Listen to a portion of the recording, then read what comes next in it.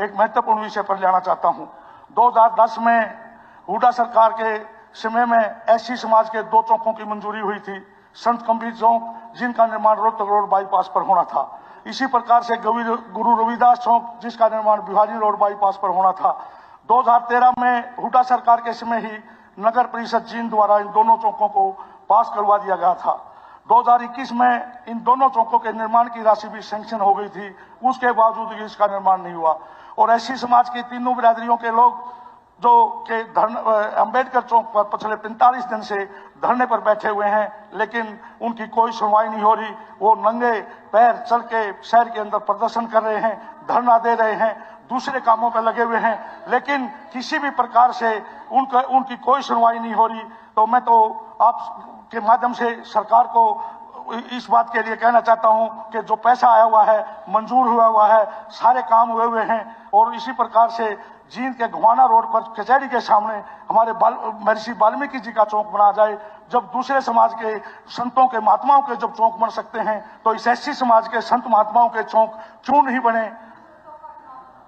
तो इसके अतिरिक्त जींद शहर में पटियाला चौक पर अशोक सम्राट जी का भी चौक बना है, पर भगवान परशुराम का चौक बना है, मदनलाल ढींगरा जी का चौक बना हुआ है। तो ये चौक बाद में पास हुए और बाद में बने हैं, इसलिए ऐसी समाज के लोगों के चौक क्यों नहीं बनाए जा रहे? मैं तो सरकार से निवेदन करता हूँ, वो लोग धरने पर बैठे हुए हैं, धरना सिंह जी आपका समय शुरू है, इनको तो बैठाओ जी। समय मुझे दिया जाए, क्योंकि मेरे साथी सुभाष गंगोली जी ने कहा कि जींद में धरना प्रदर्शन दिया जा रहा है कबीर चौक को लेके। मैं अपने साथी को बताना चाहूंगा कि कांग्रेस के राज में हो सकता है कि स्थान चयनित किया गया हो, लेकिन वो स्थान एक्सीडेंटल स्थान है। उसके लिए लगभग 25 लाख की राशि दोनों चौकों के लिए मंजूर की गई है। जिस प्रकार से हमें दलित विरोधी बताने की बात कर रहे हैं, मैं इन्हें बताना चाहूंगा कि अम्बेडकर चौक जो रानी तालाब चौक पर बना, रानी तालाब पर बना हुआ है, आज हरियाणा में सबसे सुंदर चौक हुए है। वहीं कबीर छात्रावास के लिए भी माननीय मुख्यमंत्री जी ने 1 करोड़ रुपए देने की राशि घोषित की थी।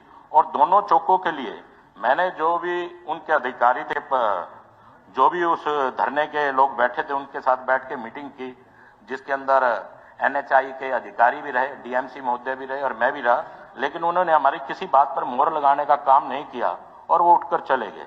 मैं ये बताना चाहूंगा कि इस प्रकार से सदन को गुमराह करने की आवश्यकता नहीं है। जो बात सत्य है उस बात पर करना चाहिए। और अब मेरा आप समय प्रारंभ कर सकते हैं। वहीं मैं आपको कह रहा हूं कि क्योंकि ये बात तो देखिए, इस बात के लिए विरोध, मैं सबसे पहले तो आपका धन्यवाद करता हूं। मैं हमारे मुख्यमंत्री जी का आभार व्यक्त करता हूं, क्योंकि उन्होंने पैरामेडिकल कॉलेज के लिए, जो पैरामेडिकल कॉलेज के लिए सफीदो रैली के अंदर आप 1 मिनट इनको बोल लें। नहीं, मैंने अपनी बात को रखने का काम किया। अगर ये बात सही ना तो आप बता देना। आप सदन को गुमराह करने की कोशिश कर रहे हैं। आप वहां पर जाकर, अगर हम लोगों को 25-25 लाख, आप लोगों ने अपने समय में अगर चौक बनाया है तो उसको बनाते भी